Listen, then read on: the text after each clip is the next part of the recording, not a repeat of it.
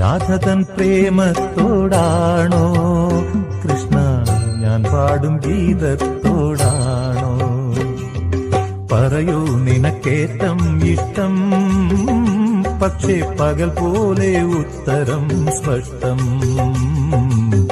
രാധതൻ പ്രേമത്തോടാണോ കൃഷ്ണ ഞാൻ പാടും ഗീതത്തോടാണോ?